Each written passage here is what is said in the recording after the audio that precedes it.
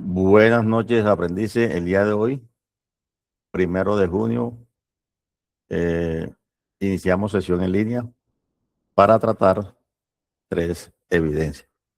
Pero estén atentos. Vamos a dar una por una. Cuando finalice cada evidencia, hago una pausa para así darle respuesta a algunas preguntas que ustedes tengan. Presentación. La legitimidad y la seguridad en los procedimientos de control se garantiza mediante la articulación de estos 3 ejes fundamentales. Estos 3 ejes son las 3 evidencias que les toca realizar. Prevención técnica del riesgo operativo, GA 6 28 060 1089, AA1 EB 03, mentefacto del sistema de seguridad en el trabajo. La segunda evidencia, el rigor en la aplicación de la norma, GA 6 28 060 1089 AA2. Es un taller sobre infracciones de tránsito. La precisión jurídica para evitar la arbitrariedad, EA 6 28 060 1089, AA2 EB02. Foro de diferenciación. Entonces, estas 3 evidencias son las que vamos a tratar la noche de hoy. Los acuerdos, la puntualidad, siempre les pido ese favor, ser puntuales para así iniciar con tiempo las actividades. 0 distracciones. Tenemos esta horita que vamos a realizar, estén pendientes de las actividades que voy a dar a conocer. Disciplina en el micrófono. Bueno, ahí sí los exhorto para que no tengamos ese desorden al momento de intervenir. Y las preguntas por chat. Iniciamos con la primera evidencia. Evidencia GA6 28060 1089 AA1 EB03. Mentefacto de riesgos y peligros según normas del Sistema de Seguridad en el Trabajo. Para la instalación de puestos de control, es importante identificar los elementos de protección personal y accesorios requeridos para su adecuado montaje, con base en los protocolos de seguridad del organismo de tránsito. Por lo anterior, y con la finalidad de cumplir con esta evidencia, el aprendiz debe realizar un mentefacto teniendo en cuenta. Vamos a realizar una serie de consultas acerca de los elementos de protección personales y accesorios para el puesto de control, con base a los protocolos del organismo de tránsito, los riesgos y peligros de acuerdo con las normas de seguridad y salud en el trabajo, la postura corporal en el manejo de la autoridad de acuerdo con el Código Nacional de Tránsito, para lo cual debe presentar un archivo de Word, ojo, un archivo de Word con los puntos más relevantes que considere se deben aplicar. Entonces vamos a elaborar un mentefacto para examinar e implementar conceptos aprendidos sobre los riesgos y peligros según las normas del sistema de seguridad en el trabajo y representarlo de forma gráfica haciendo alusión a las ideas básicas de un tema y crear una representación visual para mejorar su comprensión. Bueno, este mentefacto será presentado en cualquier formato, en un archivo al que se denominará mentefacto de riesgos y peligros según normas de SST, Sistema de Seguridad del Trabajo. Para realizar esta actividad podrá apoyarse en el siguiente enlace sobre la elaboración del mentefacto. Ya le presento el enlace, que es un video en YouTube, el cual yo descargué y lo voy a dejar en la carpeta que voy a subir al Drive. Lineamientos generales para la entrega de la evidencia. Producto a entregar, mentefacto y consulta. Formato PDF. Para hacer el envío de la evidencia, remitirse al área de la actividad correspondiente y acceda al espacio. Mentefacto de riesgos y peligros según las normas del Sistema de Seguridad en el Trabajo, GA 6 28 060 1089 AA1 EB03. Entonces vamos a ver este video que nos muestra en la guía. Este link estaba en la guía para que puedan realizar esta evidencia.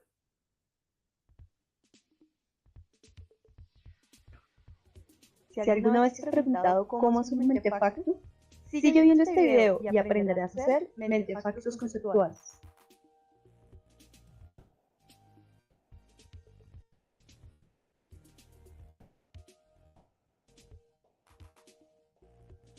La palabra mentefacto se forma de la palabra mente, que está relacionada con los procesos que hace el cerebro, y factos, que son hechos. Esta es la forma de un mentefacto. No importa el tema, no importa el concepto, siempre va a tener esta estructura. Para hacer un mentefacto necesitaremos de unas proposiciones que llamaremos enseñanzas, que nos permitirán llenar cada una de las partes del mentefacto. Generalmente son 4, pero en algunos casos solamente vienen 3. A continuación les mostraré cómo ubicar esas enseñanzas. Si te das cuenta, en rojo, en todas las enseñanzas aparece la palabra mentefacto. La palabra que se repite en todas las enseñanzas y que está al principio de ellas es el concepto principal, por lo tanto va en el centro. La enseñanza 1 siempre va en la parte de arriba, porque es la supraordinada. Recuerda que nosotros estamos ubicando conceptos. El concepto que contiene a mentefacto es ideograma y al lado izquierdo siempre aparece la definición del concepto. Debes ser muy cuidadoso con la elección de las palabras. Solo puedes colocar las palabras que designan al concepto, como en el caso de ideogramas. Si te das cuenta, los verbos están en infinitivo, es decir, terminan en ar, ir. No se colocaron artículos ni preposiciones. La enseñanza 2 es la definición del concepto principal. Por eso se le denomina isordinada, porque define el concepto principal. Debes tener en cuenta las mismas indicaciones que en el paso anterior, verbos infinitivos, sin artículos ni preposiciones. La enseñanza 3 siempre va al lado derecho. Si te das cuenta, hay un igual con una línea que lo atraviesa. A esto se le llama símbolo de diferencia. Los mentefactos son diferentes a los mapas conceptuales. Simplemente debes buscar el concepto y la definición como en los anteriores pasos. No olvides que debes ubicar el concepto al lado derecho. Los mentefactos se diferencian de los mapas conceptuales. Mapas conceptuales es el concepto en la enseñanza 3. Por eso va al lado derecho, y la definición de mapa conceptual va al lado izquierdo. La enseñanza 4 siempre va en el lado inferior, por eso se llama infraordinada. No olvides, los verbos deben estar en infinitivo, no debe haber artículos ni preposiciones, y debes ubicar el concepto al lado derecho y la definición al lado izquierdo. Así es como se ubican las enseñanzas dentro de un mentefacto. No importan los conceptos, no importan las definiciones. Siempre se hace de la misma forma. Ya sabes cómo hacer un mentefacto. Este método de estudio te ayudará a mejorar tus calificaciones. Espero que el video te haya gustado y hasta pronto. Bueno, ¿ya saben hacer el mentefacto? No. Bueno, aquí mire. Más o menos el mentefacto que ustedes tienen que realizar.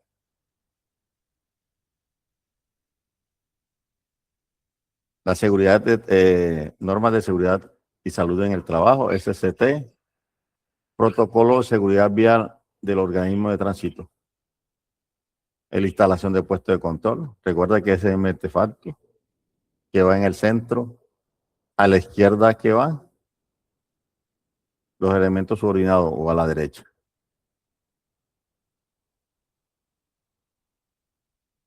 Y acá tenemos lo que son los elementos de protección. Más o menos así tienen que hacer usted el mentefacto.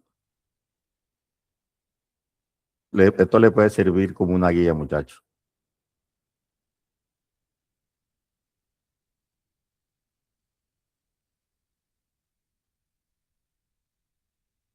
¿Alguno tiene alguna pregunta?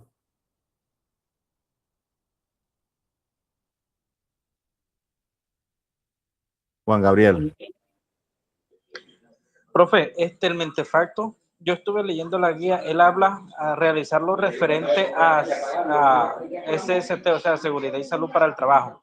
Claro. Este mentefacto se va a hacer el referente con a SST o se va a aplicar a la Seguridad y Salud en el trabajo, pero del tránsito. En un puesto de control. En un puesto de... ok, se va a aplicar para un puesto de control. Sí, señor. Ya esta es la última evidencia que recuerde que estamos hablando sobre los puestos de controles, ¿no? Ok, sí, señor. Les mostré una guía. Guíense por eso. Listo, Prácticamente sí, sí. La que estoy estaba, la que mostrando, tenía. claro, la pueden utilizar de guía para que hagan sus mentefactos. Continúo. Segunda evidencia.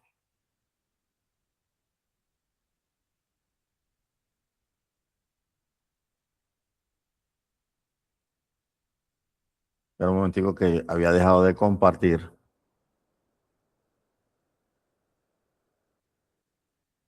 Regálenme un minutico.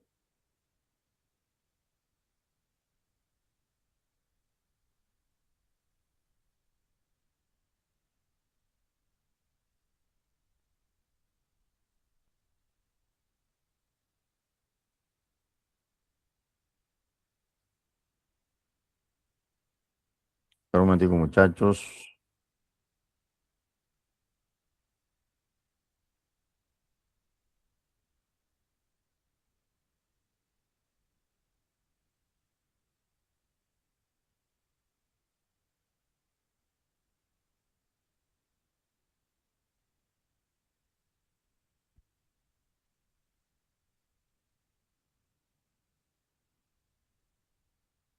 Bueno, ahora sí continúo. Disculpen, estaba tomando una captura de los que estaban en clase, que me toca realizar capturas también.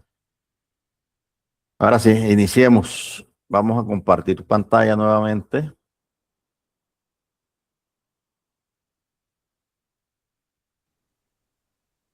Es importante que el aprendiz diferencie las infracciones que cometen los actores viales en el tránsito de aquellas que transgreden el transporte y así aplicar la infracción según corresponda.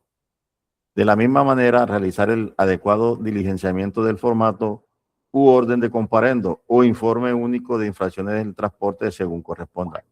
Ojo, si de pronto ustedes no entienden, hay un formato para realizar la orden de comparendo, hay un formato cuando es al tránsito. Cuando es al transporte, se llama informe único de infracciones al transporte. Son dos formatos parecidos, pero uno es al tránsito y otro es al transporte. Es una comparendera igualita.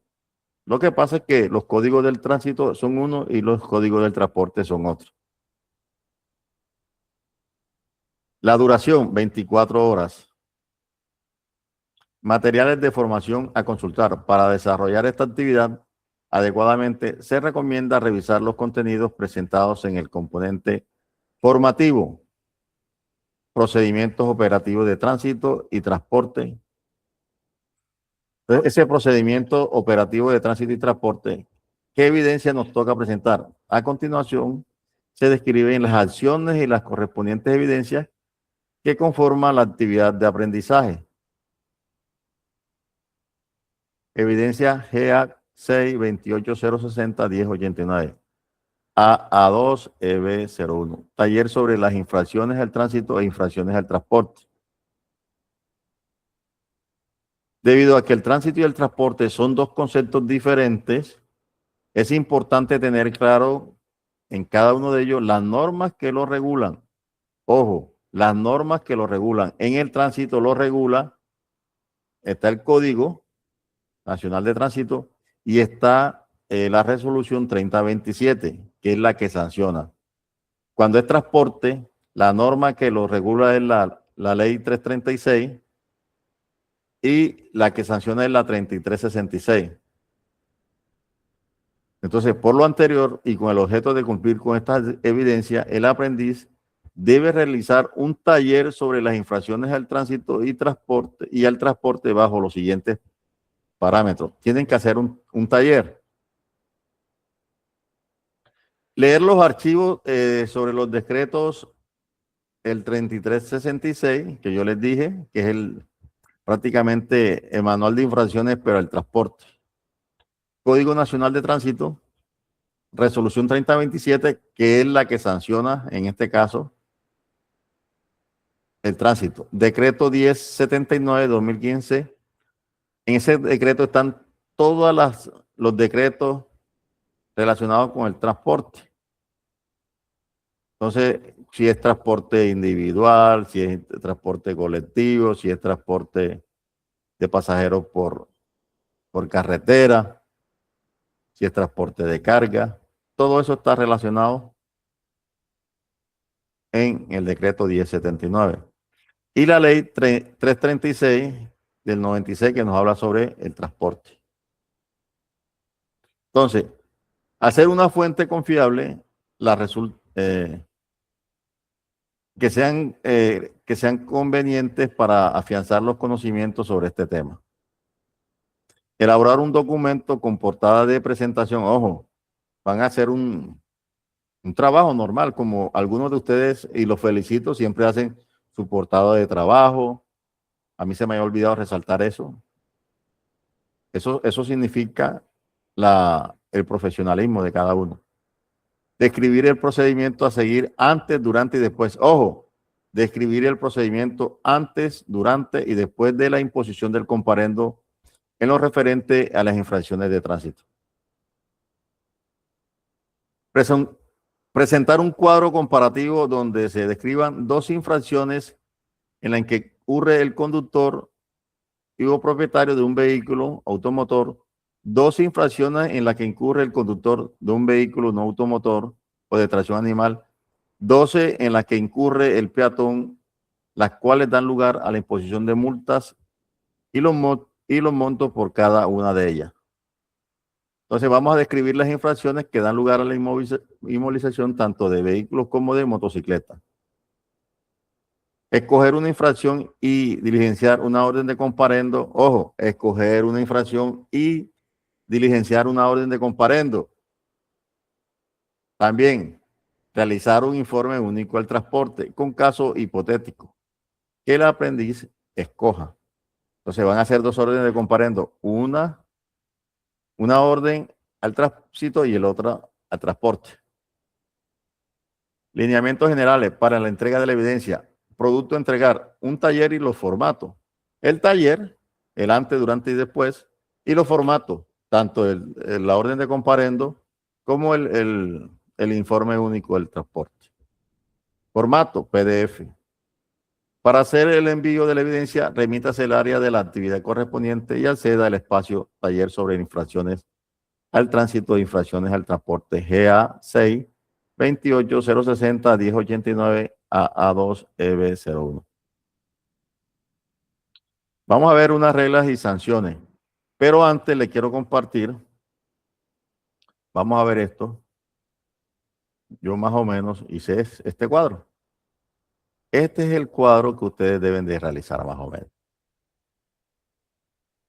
Un cuadro comparativo. Cuadro comparativo de infracciones y sanciones. Vehículos automotores, vehículos no automotores y peatones. Aquí están las 12, mire, las 12 infracciones, el código, cuando es vehículo automotor, B01, B02, conducir un vehículo, llevar consigo la licencia de conducción. ¿Cuánto cuesta? Ya acá están vehículos no automotores, el código, no transitar por la derecha de la vía. ¿Cuánto cuesta? Y código a los peatones. F01, invadir la zona destinada al tránsito de vehículos transitar en patines, monopatines, patinetas o similares. Aquí está el valor. 43,000 pesos. Es un salario mínimo legal diario vigente. Prácticamente aquí lo tengo, lo que cuesta un salario mínimo legal diario vigente, 43,333 pesos. Este es el cuadro. Facilito, muchachos.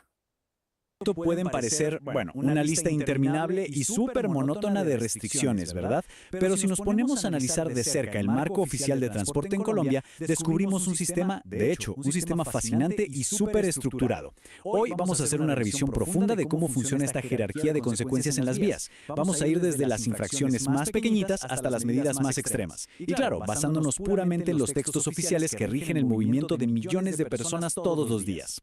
Para arrancar, imaginemos un escenario un poco insólito. Digamos, un autobús de servicio público repleto de pasajeros de repente se detiene, el conductor apaga el motor y simplemente se va. Los deja todos ahí tirados. O imaginen a alguien que en una tarde soleada decide lavar su carro, pero metiéndolo directamente en un río. Podríamos pensar que son solo malos comportamientos o anécdotas aisladas, pero créanlo o no, están oficialmente codificados en la ley. Estos escenarios tan específicos, por locos que parezcan, tienen consecuencias exactas y con un precio ya fijado en nuestro sistema legal. Y esto nos muestra brillantemente lo inmenso que es realmente este reglamento. Toda la información de nuestra explicación de hoy viene directo de la fuente, el decreto 3366 del 2003 y la resolución 3027 del 2010, que básicamente es el manual oficial que actualiza las infracciones. Al ir directo a estos textos no solo podemos entender qué está prohibido, sino el verdadero razonamiento estructural detrás de cada castigo. Para desglosar todo esto vamos a seguir este mapa. Primero, los cimientos de las sanciones. Luego pasaremos por las categorías A, B y C, desde las menores hasta las más graves. Después veremos las penalidades exclusivas para el transporte público. Y cerramos con la medida extrema, es decir, la inmovilización. Empecemos con el punto número 1, los cimientos de las sanciones.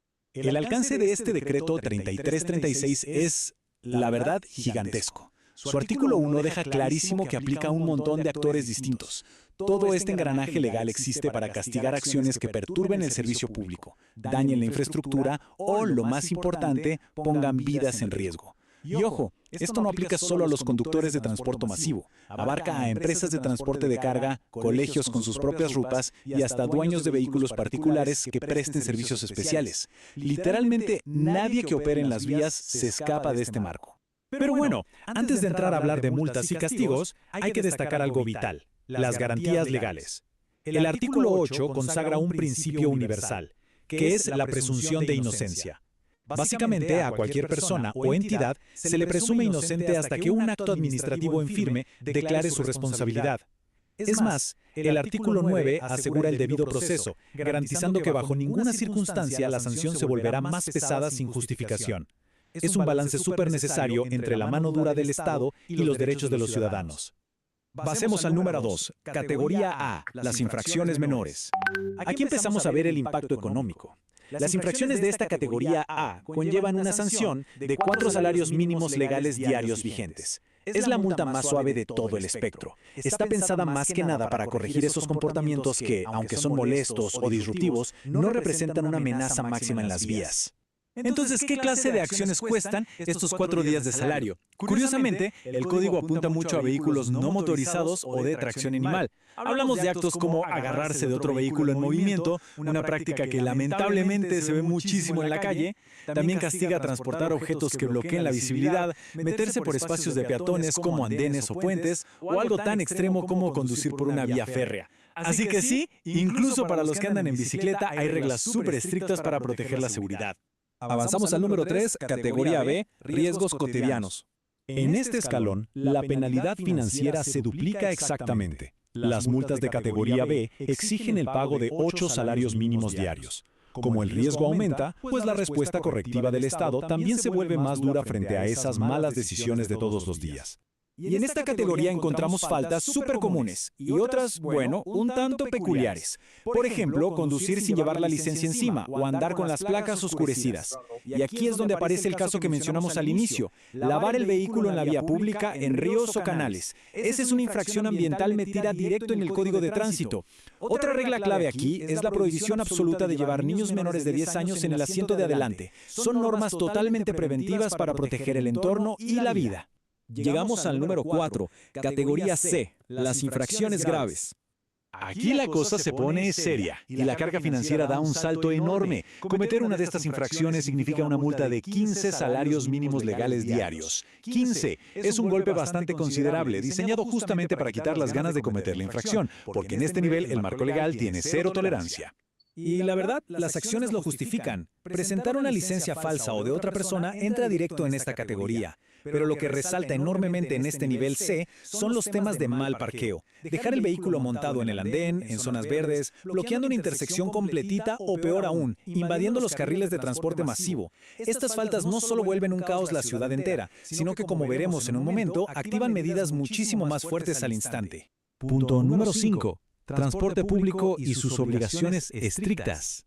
Si dejamos de lado al conductor individual por un momento, el nivel de vigilancia sobre las empresas de transporte es muchísimo más riguroso. Para entender la magnitud, hagamos un contraste rápido. Un ciudadano normal necesita su licencia vigente, revisión técnico-mecánica y no saltarse las normas. Pero una empresa de transporte público, opera bajo una burocracia pesada y obligatoria. Tienen que mantener planes de rodamiento, expedir planillas de despacho, administrar fondos de reposición y tener múltiples pólizas. Todo este papeleo es, al final del día, la columna vertebral de la seguridad de los pasajeros. Por eso mismo, cuando estas empresas fallan, las multas no se calculan en salarios diarios.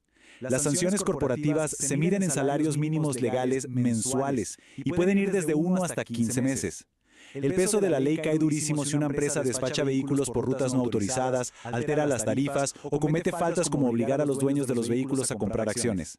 Incluso algo como no tener la famosa planilla de despacho genera multas masivas. Es un sistema enfocado puramente en evitar monopolios abusivos y el caos operativo. Y finalmente nuestro punto número 6, medidas extremas, la inmovilización. Este es el clímax de la jerarquía legal. Es cuando el castigo económico ya no es suficiente para proteger a la sociedad.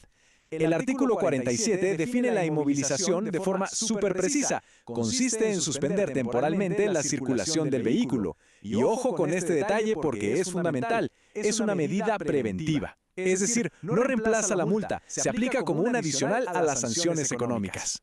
Pero, ¿qué tiene que pasar para que la autoridad decida apartar un vehículo del camino? El artículo 48 tiene la lista de detonantes. Si el vehículo carece de las condiciones técnico-mecánicas para andar seguro, si es un vehículo de carga y se pasa de las dimensiones o el peso máximo. Y ni hablar de escenarios penales, transportar narcóticos, contrabando u operar con documentos alterados. En todos estos casos, el riesgo es inminente y la intervención en la vía tiene que ser instantánea.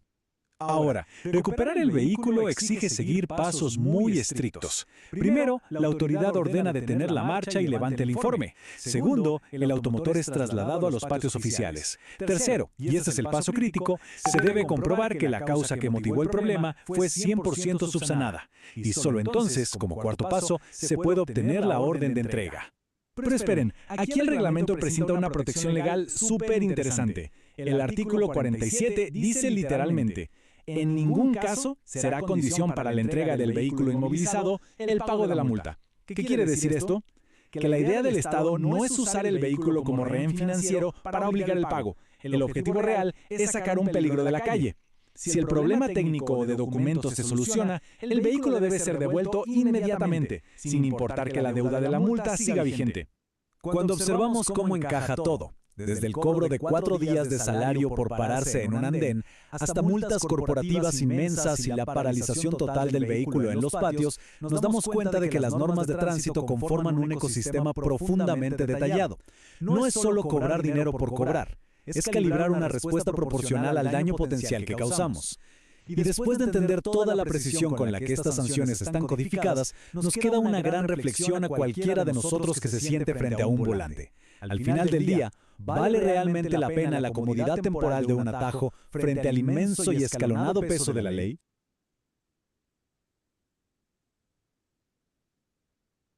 Bueno, vamos a ver una guía visual de cumplimiento vial y transporte. Entonces aquí vamos a ver lo que son con las empresas, los comparendo a las empresas, los conductores y los procesos que deben realizar. Entonces vamos a hacer una navegación en el decreto 3366 y la resolución 3027. Este es el ecosistema, ¿no? Transporte público y operación, tránsito individual y comportamiento. Entonces, en una vamos a ver aplicar a las empresas, propietarios o la flota. Manual de medidas de sistemas de salario mínimo legal diario vigente. En el transporte son salarios mínimos legal mensuales vigentes, ya me estaba equivocando. Una cosa es mensual, la otra cosa es diarios. Salario mínimo mensuales vigentes. Y acá en la parte del transporte de tránsito, digamos yo, las conductas a los vehículos públicos y particulares, peatones y ciclistas. La multa, medidas en salario mínimo legal diario vigente. Una cosa es mensual, que es el transporte, y otra, que es el tránsito, es diarios. Vamos a ver la escala de sanciones para las empresas, el decreto 3366. Primero va la amonestación. Son unas faltas administrativas, no informar cambio de sede o domicilio.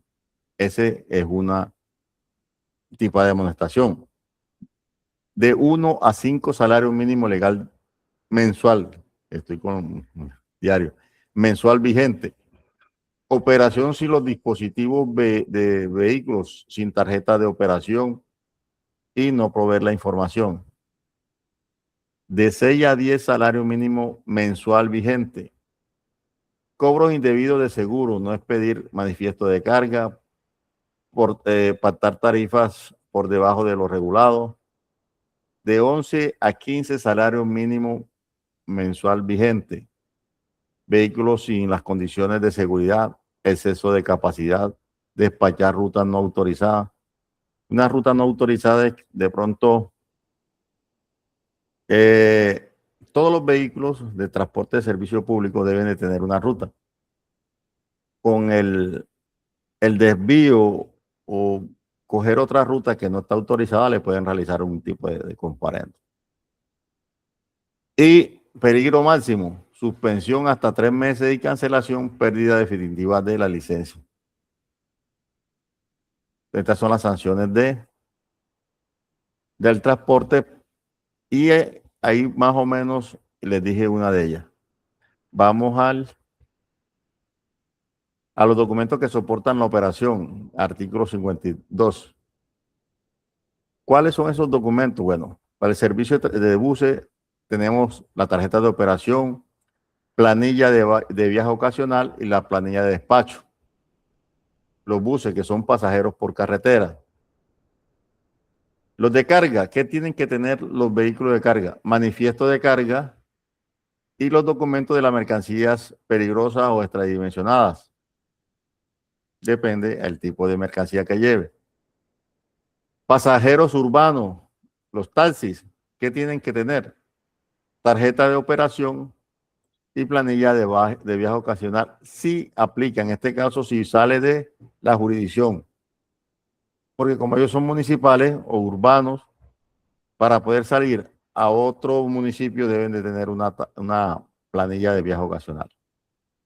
Servicio especial, tarjeta de operación, extracto de contrato. ¿El extracto de contrato qué es? Llegan un grupo de personas, contratan un vehículo de servicio especial para que lo transporten de un punto a otro. Y ellos tienen que hacer un contrato. Entonces se llama extracto de contrato. Permiso de operación escolar. Entonces algunos vehículos son utilizados de servicio especial, son utilizados para el transporte escolar. Atención, la inexistencia o alteración de estos documentos genera inmovilización inmediata del vehículo. Artículo 48. Termómetro de la infracción, resolución 3027. Pasamos de la parte del decreto 3366 a la resolución 3027. Hay infracciones tipo A, tipo B, tipo C, tipo E y tipo E. Las tipo A cuestan 4 salarios mínimos legal diario vigente. Las tipo B, 8 salarios mínimos legal diario vigente. Las tipo C, 15 salarios mínimo legal diario vigente. Las tipo B, 30 salarios mínimo legal diario vigente. Y las E, 45 salarios mínimo legal diario vigente. Hay unas infracciones que son las F, un salario mínimo legal diario vigente. Y esto va dirigida a los peatones.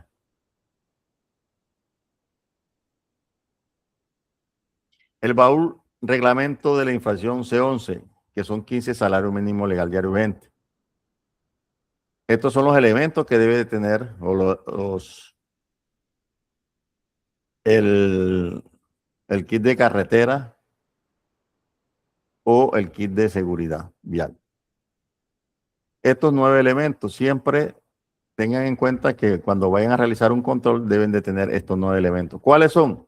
Un gato con capacidad para elevar el vehículo, una cruceta, 2 señales de reflectiva, triángulos o lámparas, botiquín de primeros auxilios, una caja de herramientas que contenga alicates, destornilladores, llaves, llave de repuesto o llanta de repuesto, una linterna, 2 tacos para bloquear y extintor que esté vigente. Normatividad para motociclista, infracción C24. El motociclista, equipamiento reglamentario, su casco, su chaleco o chaqueta reflectiva desde entre los 18 y 6 horas o con baja visibilidad. El uso del carril debe ser completo dentro de la línea de demarcación. La maniobra de adelantamiento, siempre utilizar el carril libre a la izquierda del vehículo a sobrepasar.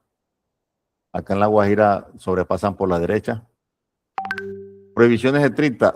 Transitar por las ciclorrutas, aceras, genera inmovilización. Sujetarse de otros vehículos. Zigzaguear entre vehículos que transitan por sus carriles. Zona de alto riesgo, las tipo E y tipo E. D y E. De 30 salarios mínimo legal diario vigente e inmovilización. Omitir el semáforo en rojo o señal de pare, conducir en contravía, adelantar en curva, puente o túnel, conducir sin SOAT. Estas cuestan 30 salarios mínimo legal diario vigente y da una inmovilización inmediata. Categoría tipo E, estado de embriaguez o alucinaciones o alucinógenos, promover combustible con pasajeros a bordo.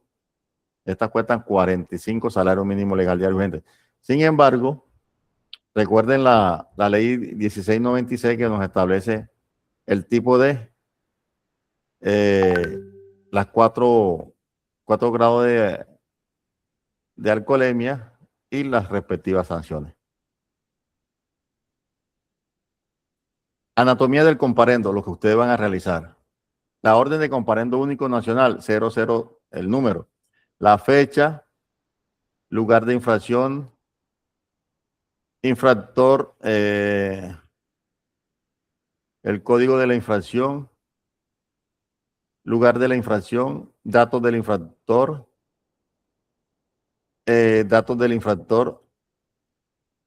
tipo de infractor, la licencia de tránsito, el número de la licencia de tránsito, datos de testigo. Más o menos estos son los datos que contiene una orden de comparendo. El proceso, tiempo y decisiones. comparendo impuesto. Nota, la firma no significa aceptación, solo notificación legal. Entonces, aquí hay dos caminos.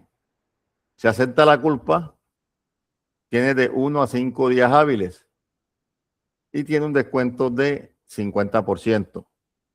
Requiere un curso obligatorio en un CIA. Ese es el curso que yo realizo, muchachos. El curso en un CIA. Si se le pasaron los 5 días, bueno, tiene de 6 a 20 días un descuento del 20%. Y también realiza el curso en el CIA. De 21 días en adelante le toca pagar el 100% y el cobro de intereses moratorios. Entonces, si él dice, no, yo voy a impugnar el comparendo dentro de los 5 días hábiles, le tienen que hacer una audiencia pública. Si quiere llevar un abogado, es opcional. Le pueden dar absolución o lo pueden declarar culpable y le toca pagar la multa el 100%. Equilibrio en la vía, autoridad y cuidado. Entonces, deberes de la autoridad: identidad y trato, identificación plena y trato amable, cortés y respetuoso. Integridad del proceso, prohibido modificar, tachar o alterar el comparendo una vez elaborado. Ojo, si el comparendo le realizaron por una infracción, no pueden, si ya le realizaron por esa infracción, ya no puede hacer más nada. No le pueden ni realizar ni tachadura, ni alteraciones, nada de eso. Notificación inmediata. Entregar copia física inmediatamente al presunto infractor, incluso si se niega a firmar. Ese es el deber de ustedes como autoridad. Y ahora los derechos del ciudadano. Información transparente, derecho a recibir información clara, precisa sobre la presunta infracción. El debido proceso, garantía de presunción de la inocencia, artículo 8, hasta ser declarado responsable. Límite de retención, la retención preventiva máxima en la vía para subsanar la falta es de 60 minutos, de acuerdo a la resolución 3027. Y para finalizar, la última evidencia. GA 6 28060 1089. Vamos a realizar un foro. ¿De qué es el foro? Sobre la diferenciación de infracciones de tránsito y transporte, lo que le estábamos hablando. Resulta enriquecedor ver otros puntos de vista que quizás sirvan para afianzar y aclarar conceptos que tal vez no se comprendieron totalmente. Es necesario contar con la opinión del instructor, o sea yo, y de otros aprendices que pudieron ahondar más sobre las infracciones de tránsito y las infracciones al transporte. Para esta actividad, cada aprendiz hará un comparativo de las infracciones seleccionadas, donde indicará las sanciones que deben establecer según sea el caso y aumentar de manera clara por qué se impone esa sanción. Identificará el formato a diligenciar según las infracciones seleccionadas. Si la infracción da lugar a la inmovilización, debe aplicar los parámetros a tener en cuenta según el manual de infracciones. Si la infracción da lugar o inmovilización, debe aplicar los parámetros a tener en cuenta según el manual de infracciones. Compartir estos aspectos en el foro de discusión y realimentar respetuosamente los casos, ojo, respetuosamente los casos expuestos por sus compañeros aprendices. Y recuerde, para que el foro se desarrolle en un ámbito de respeto, cumpla con todas las normas de netiqueta